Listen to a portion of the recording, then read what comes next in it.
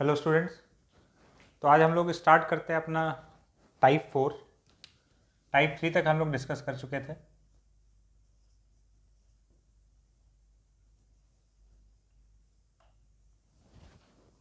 Shifting of normal and toppling. Shifting of normal and toppling.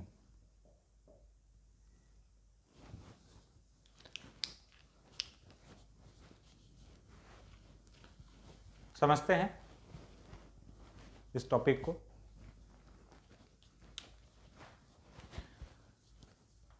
जैसे जब भी हम लोग एफबीडी बनाते थे, एमजी दिखा रहे हैं, नॉर्मल दिखा रहे हैं, तो नॉर्मल हम लोग वर्टिकली अपवर्ड दिखा देते हैं। इस तरह से नॉर्मल बना दिए कहीं पर भी। सवाल ये है कि ये नॉर्मल वर्टिकली अपवर्ड तो लग रहा है, लेकिन लग किस पॉइंट पर रहा है? मतलब ठीक ऐसे बीच में, या थोड़ा सा इधर, थोड़ा सा इधर।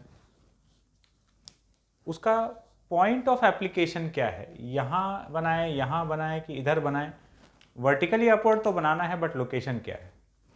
इस बात पर कभी हम लोग सोचे नहीं, क्योंकि बहुत ज़्यादा मतलब नहीं था हम लोग को इससे। और हम लोग नॉर्मल वर्टिकली अपवर्ड बना दिया करते थे, जनरली सेंटर से पास करते हुए। बट इतना कभी सोचे नहीं कि इसको बनाना कहाँ पर है। अब ये बात मैटर करेगा। क्यों मैटर करेगा? क्योंकि अब जिस चैप्टर में हैं हम लोग, वहाँ पॉइंट ऑफ एप्लीकेशन मैटर कर रहा है। ठीक है, तो सही में नॉर्मल यहाँ से पास हो रहा है या थोड़ा इधर उधर है, कहाँ है, ये हम लोग देखेंगे। और दूसरा हम लोग बात करेंगे ब्लॉक या किसी ऑब्जेक्ट के पलटने पर, टॉपलिंग, कि कोई चीज़ कब पलट जाता है या लुढ़क जाता है। और टॉपलिंग में हम लोग का एक प्रैक्टिकल ऑब्जर्वेशन रहता है। जैसे कि ऐसा कोई ऑब्जेक्ट है, ठीक है, इसको टॉपल कराना आसान है, लेकिन इसी को अगर हम ऐसे लिटा कर रख दें, इस ऑब्जेक्ट को पलटी करना बहुत डिफिकल्ट है कंपैरिजन टू दिस। और इसमें भी अगर इसको पलटना है, तो हम जितने हाइट पर फोर्स लगाएंगे उतना आसानी से ये पलट जाएगा। और अगर हम इसका बेस थोड़ा सा चौड़ा कर दें, ऐसा कर दें इसको, तो अब इसी ऑब्जेक्ट को टॉपल कराना डिफिकल्ट हो गया है। तो बेस, दो चीज हम लोग देख रहे हैं। बेस का विड्थ जितना ज्यादा है, टॉपल कराना उतना डिफिकल्ट है।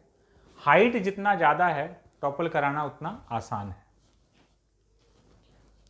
तो ये सब हम लोग को ऑब्जर्वेशन से तो दिख रहा है, लेकिन इसके पीछे का साइंस क्या है समझेंगे हम लोग। तो बढ़ते हैं आगे। एक सिचुएशन कंसिडर करते हैं जिसमें कि रफ सरफेस पर एक ब्लॉक रखा हुआ है। ये एक रफ सरफेस है, यहां पर एक ब्लॉक रख दिया गया है। इस ब्लॉक का हाइट h, ये वाला लेंथ l।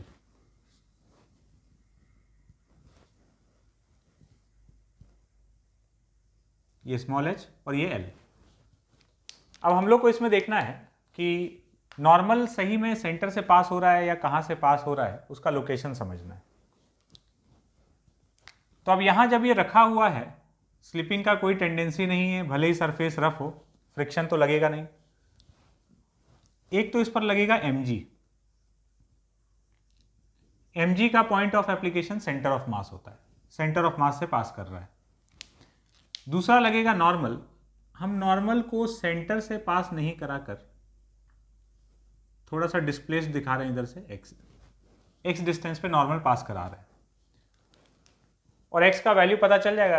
अगर x का वैल्यू 0 आ जाता है, मतलब सेंटर से पास कर रहा है, x का वैल्यू नेगेटिव आ जाएगा तो इधर से पास करेगा। तो हम किसी x डिस्टेंस पे मान लिए। अब क्योंकि ये तो इक्विलिब्रियम में है, तो इक्विलिब्रियम वाला कंसेप्ट लगा देंगे। Net force 0, summation F equal to 0। तो फोर्स 0 की है तो n minus mg equal to 0, normal का वैल्यू mg के बराबर आ गया, and summation tau equal to 0।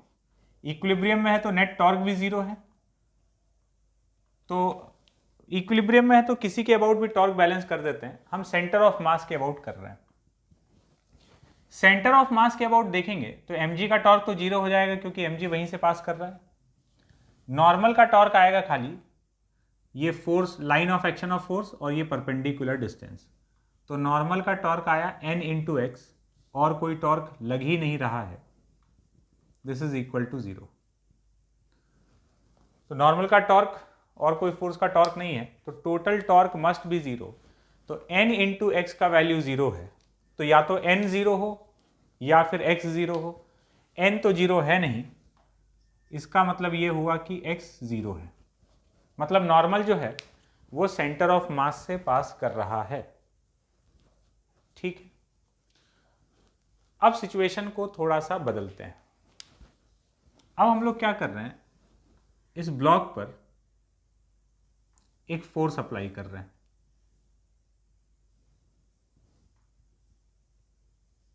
h height पर एक फोर्स लगा दिए, फोर्स इतना लगा रहे हैं कि ये बॉडी स्लिप नहीं कर रहा है, अभी भी इक्विलिब्रियम में है, ये पता है, इतना ही फोर्स लगा रहे हैं। अब क्या होगा, क्या अभी भी नॉर्मल वहीं से पास हो रहा है? लेट्स चेक क्या हो रहा है। इसका एफबीडी बनाएं तो सेंटर ऑफ मास पर लग गया mg, मान लेते हैं कि नॉर्मल थोड़ा सा आगे की तरफ है, ये नॉर्मल, और ये लग गया फ्रिक्शन, ये सेंटर ऑफ मास, यहां से ये डिस्टेंस x है। फिर से इक्विलिब्रियम में है तो net force 0, net torque 0, summation fx equal to 0। x direction में नेट फोर्स 0 किए तो ये आ गया f minus F equal to 0, तो फ्रिक्शन का वैल्यू अप्लाइड फोर्स के बराबर, summation F Y equal to 0, तो n minus M G equal to 0, normal का वैल्यू mg के बराबर, and summation tau equal to 0, तो इक्विलिब्रियम में है, किसी भी पॉइंट के अबाउट टॉर्क 0 कर सकते हो। हम फिर से सेंटर ऑफ मास के अबाउट टॉर्क 0 कर रहे हैं।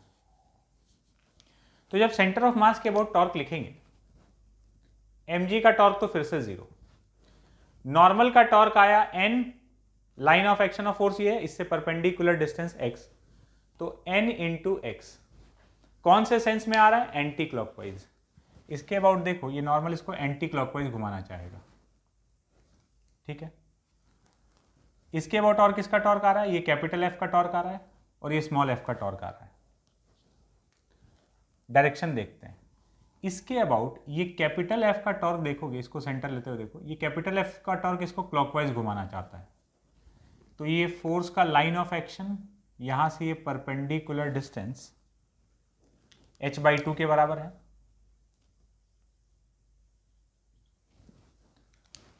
तो कैपिटल F का टॉर्क जो है वो क्लॉकवाइज आ रहा है, तो माइनस एफ इंटू h/2।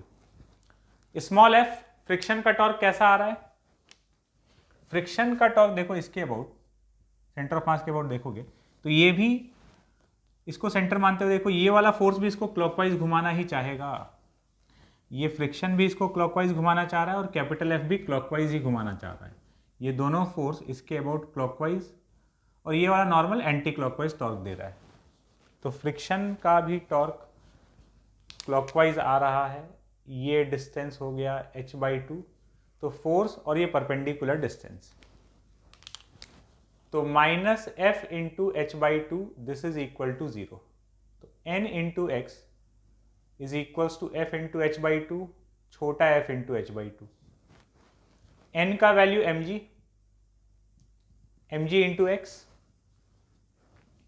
और ये capital F h/2, small f का वैल्यू भी कैपिटल F के बराबर, so mgx is equals to f into H, x का वैल्यू आ गया FH अपॉन mg। इस बार x का वैल्यू 0 नहीं आया है, इसका मतलब नॉर्मल सेंटर ऑफ मास से पास नहीं कर रहा है, नॉर्मल पहले सेंटर ऑफ मास से पास कर रहा था, x का वैल्यू 0 आया था, बट अब नॉर्मल जो है वो कुछ डिस्टेंस आगे जा चुका है, नॉर्मल शिफ्ट हो चुका है। तो नॉर्मल का शिफ्टिंग हुआ, इस बात को अब समझते हैं। जैसे फ्रिक्शन के पास एक हिडन टैलेंट हुआ करता था कि फ्रिक्शन स्लिपिंग या स्लिपिंग के टेंडेंसी का अपोज करता है। दो सरफेस के बीच में जब भी स्लिपिंग का टेंडेंसी या स्लिपिंग हो रहा होता है तो वो उसका अपोज करने के लिए आ जाता है। ये फ्रिक्शन का टैलेंट था। नॉर्मल के पास भी एक हिडन टैलेंट था जो कि हम लोग को पहले नहीं पता था। यहाँ से नॉर्मल का वो हिडन टैलेंट जाहिर होने वाला है। हम लोग को लगता था कि नॉर्मल सिर्फ एक पुशिंग फोर्स है जो खाली धक्का देने का काम करता है। नहीं, नॉर्मल के पास एक और ताकत है, वो यहाँ से आया। समझ में क्या आया? देखो, यहाँ से दिखेगा कि नॉर्मल जो है ना वो टॉपलिंग नहीं होने देना चाहता है। जैसे फ्रिक्शन स्लिपिंग नहीं होने देना चाहता है, नॉर्मल टॉपलिंग नहीं होने देना चाहता है। जब भी टॉपलिंग का टेंडेंसी आएगा नॉर्मल उसका अपोज करेगा। कैसे? अब ध्यान से समझना कंक्लूजन। यहां पर हुआ क्या कि इस सिचुएशन में देखो, जब हम सेंटर ऑफ मास के अबाउट देखें, नॉर्मल को एक बार हटा के बात करना।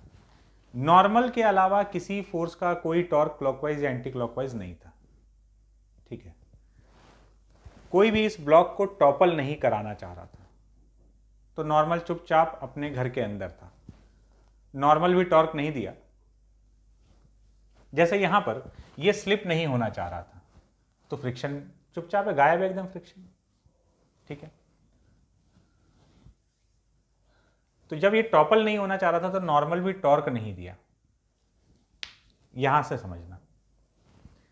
अब क्या हुआ कि ये रहा ब्लॉक, तुम इस पर ऐसे एक फोर्स लगाए, तो सबसे पहले तो स्लिपिंग का टेंडेंसी आया, फ्रिक्शन अपना काम कर दिया, स्लिपिंग रोकने के लिए आ गया। स्लिपिंग रोकने के लिए फ्रिक्शन ऑपोजिट डायरेक्शन में आ गया, लेकिन जाने अनजाने वो टॉपलिंग को सपोर्ट करने लगा। कैसे? देखो, ये एक्सटर्नल फोर्स का टॉर्क जो है ये क्लॉकवाइज आ रहा है इस पॉइंट के अबाउट। ये वाला फोर्स इस ब्लॉक को ऐसे इस तरीके से टॉपल कराना चाहता है क्लॉकवाइज। फ्रिक्शन स्लिपिंग तो रोक दिया, लेकिन ये भी क्लॉकवाइज ही टॉर्क दे दिया इस पॉइंट के अबाउट। फ्रिक्शन का टॉर्क भी क्लॉकवाइज आ गया और ये फ्रिक्शन जो इस फोर्स के साथ मिलकर इस ब्लॉक को टॉपल कराना चाह रहा है। तो फ्रिक्शन स्लिपिंग तो रोकने के लिए आ गया, बट टॉपलिंग को सपोर्ट कर दिया। और नॉर्मल को ये खबर तुरंत मिल गया कि भाई यहां तो टॉपलिंग का टेंडेंसी जनरेट हो गया। तो नॉर्मल पहले यहां से पास कर रहा था, इसको नॉर्मल को समझ में आया कि ये ऐसे टॉपल करेगा, तो नॉर्मल इधर शिफ्ट हुआ और अब नॉर्मल का टॉर्क ऐसे एंटी क्लॉकवाइज आ गया, जो कि इस टॉपलिंग का अपोज कर रहा है। तो नॉर्मल शिफ्ट हुआ, है ना। नॉर्मल को इन दोनों का टॉर्क बैलेंस करना था। नॉर्मल का वैल्यू तो फिक्स है, एन का वैल्यू mg के बराबर, तो वो अपना यहां से डिस्टेंस बढ़ाकर अपना एक टॉर्क ले आया, शिफ्ट कर गया और टॉपलिंग को रोक दिया। अब क्या होगा कि कोई इस फोर्स को और बढ़ाएगा कि अरे टॉपलिंग नहीं हुआ, और ज़्यादा धकेलते हैं, और ज़्यादा धकेलेंगे तो क्लॉकवाइज वाला टॉर्क और बढ़ेगा। क्लॉकवाइज वाला टॉर्क और बढ़ेगा तो एंटी क्लॉकवाइज टॉर्क को भी बढ़ना होगा अगर टॉपलिंग को रोकना है। तो नॉर्मल जब तक है तब तक वो टॉपलिंग को रोकने का कोशिश करेगा। तो नॉर्मल का टॉर्क बढ़ना है, नॉर्मल को अपना टॉर्क बढ़ाना है, तो नॉर्मल अपना वैल्यू नहीं बढ़ा सकता, डिस्टेंस बढ़ा सकता है। तो नॉर्मल और शिफ्ट हुआ। जैसे फ्रिक्शन क्या करता है, अपना वैल्यू बढ़ाता है। नॉर्मल को अपना टॉर्क बढ़ाना है तो वो अपना पोजीशन चेंज करता है, तो नॉर्मल थोड़ा सा और आगे खिसक के आ जाएगा, तो इसका टॉर्क और बढ़ जाएगा। तुम फोर्स और बढ़ाओगे, नॉर्मल और शिफ्ट होगा। नॉर्मल चाहता ही नहीं कि टॉपलिंग हो, ये नॉर्मल का हिडन टैलेंट है। तो अब क्या है कि ऐसा होते होते फाइनली नॉर्मल एकदम कॉर्नर पे पहुंच चुका है। जितना अपोज कर सकता था उतना कर चुका, जितना जगह चेंज कर सकता था कर लिया। अब इससे ज्यादा अगर फोर्स लगा दोगे, नॉर्मल कॉर्नर पे पहुंच चुका है, अब और फोर्स लगाओगे तो क्या होगा, नॉर्मल एकदम कॉर्नर पे पहुंच चुका है, शिफ्टिंग के लिए और प्लेस नहीं है। उसके बाद ये टॉपल कर जाएगा और टॉपल करेगा तो बिल्कुल इस पॉइंट के अबाउट पूरा का पूरा नॉर्मल यहां शिफ्ट हो चुका है। तो ये है शिफ्टिंग ऑफ नॉर्मल। तो नॉर्मल अपना प्लेस शिफ्ट करता है टू अवॉइड टॉपलिंग। और इससे एक बात अब समझ में आता है कि अच्छा, ये बेस का विड्थ जितना ज्यादा है ना, नॉर्मल के पास शिफ्ट होने के लिए उतना ज्यादा प्लेस है, और नॉर्मल जितना ज्यादा शिफ्ट हो सकता है वो टॉपलिंग का उतना ज्यादा अपोज कर सकता है। इसीलिए बेस का विड्थ जितना बड़ा होगा टॉपलिंग उतना डिफिकल्ट है। दूसरा, जितने ज़्यादा हाइट पे फोर्स लगाओगे, है ना, जितने ज़्यादा हाइट पे फोर्स लगाओगे ये टॉपल कराने वाले फोर्स का टॉर्क उतना ज़्यादा आएगा। ज़्यादा हाइट पे तो सेम अमाउंट ऑफ फोर्स के लिए ज़्यादा टॉर्क आएगा। तो हाइट जितना बड़ा होगा टॉपलिंग का टेंडेंसी उतना ज़्यादा होगा। अब यहां से देखो, इस कैलकुलेशन में समझना, ये x था शिफ्टिंग ऑफ नॉर्मल। तो फोर्स बढ़ाते जा रहे हैं, नॉर्मल शिफ्ट होते जा रहा है। फॉर टॉपलिंग नॉर्मल जो है एकदम कॉर्नर पे आ चुका होगा। फॉर टॉपलिंग x का जो वैल्यू है वो L/2 हो जाएगा।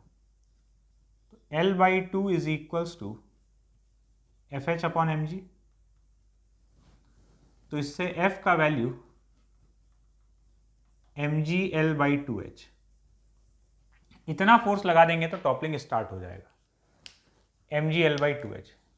अब देख लो, L का वैल्यू जितना ज़्यादा है, L ये बेस लेंथ, ये L जितना ज़्यादा है फोर्स उतना ज़्यादा चाहिए, उतना डिफिकल्ट है टॉपलिंग कराना, ज़्यादा फोर्स लगेगा। और H जितना ज़्यादा है, H जितना ज़्यादा होगा फोर्स का वैल्यू उतना कम, जितना ज़्यादा हाइट होगा उतना कम फोर्स में टॉपलिंग कराया जा सकता है। तो ये हुआ अपना शिफ्टिंग ऑफ नॉर्मल। तो यहां से हमको समझ में आया कि नॉर्मल अपना प्लेस शिफ्ट करता है टू अवॉइड टॉपलिंग। तो इस पॉइंट को हम लोग लिख सकते हैं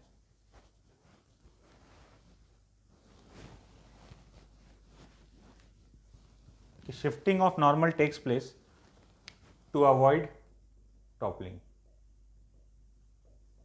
shifting of normal takes place to avoid toppling.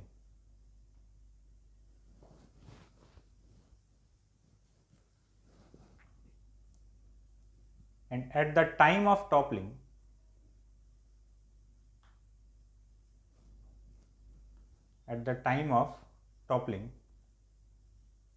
normal is shifted to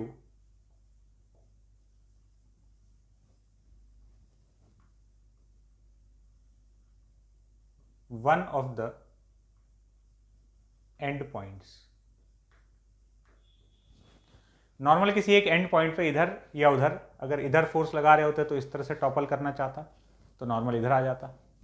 और नॉर्मल को पता भी है कि जगह किधर, बिल्कुल जैसे फ्रिक्शन को पता है कि किधर लगना है, वैसे नॉर्मल को पता है कि किधर खिसकना है।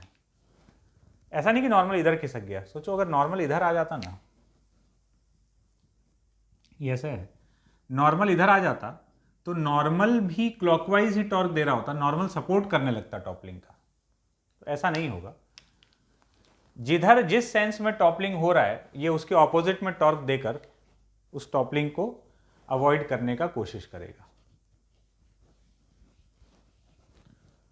तो अब यहां पर हम लोग से इसी से रिलेटेड कैलकुलेशन करा सकता है कि नॉर्मल का शिफ्टिंग कितना हुआ या कितना फोर्स लगाएं कि ब्लॉक जो है वो टॉपल कर जाए।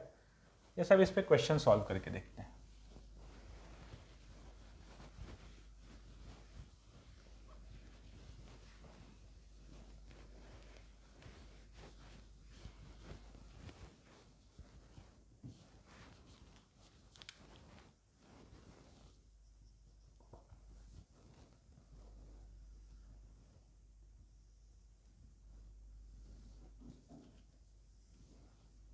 ये क्यूबिकल ब्लॉक है, cubical block of side L।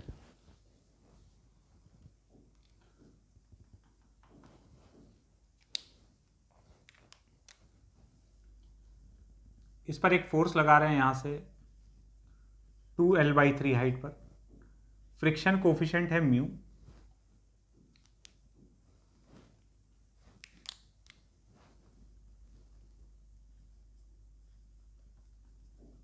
Friction is sufficient to avoid slipping. Find minimum value of F required for toppling.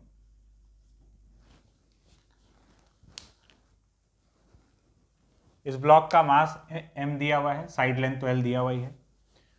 Minimum कितना फोर्स लगाएं कि टॉपल कर जाए, और फ्रिक्शन सफिशिएंट है कि यहां स्लिपिंग नहीं होने वाला है। तो अब समझना टॉपलिंग के क्वेश्चन को कैसे डील करते हैं। एक मेथड है, एक सिंपल सा अप्रोच है, हर बार वही करना है। टॉपल होने वाला है, तो जिस समय टॉपलिंग होने वाला है,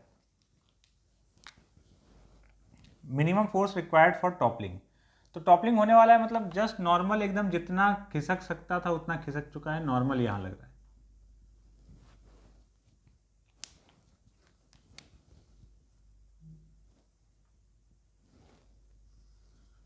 हम लोग यहां एक फोटो बना लेते हैं अलग से।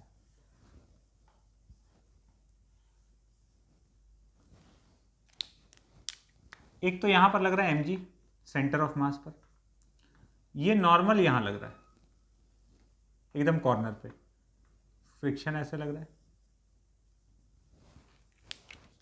इधर लगा रहे हैं हम लोग F 2L/3 हाइट पर, ये अपना सेंटर ऑफ मास। तो जस्ट ये टॉपलिंग स्टार्ट कर रहा होगा तो नॉर्मल यहां शिफ्ट हो चुका है। अब ये क्वेश्चन एकदम इक्विलिब्रियम जैसा है, तो अभी इस पर ये स्लिप भी नहीं कर रहा है और रोटेट जस्ट स्टार्ट होने वाला है, जस्ट टॉपलिंग होने वाला है। तो नेट फोर्स 0, नेट टॉर्क 0, तो ये इक्विलिब्रियम जैसा टाइप दिख रहा है। Net force 0 summation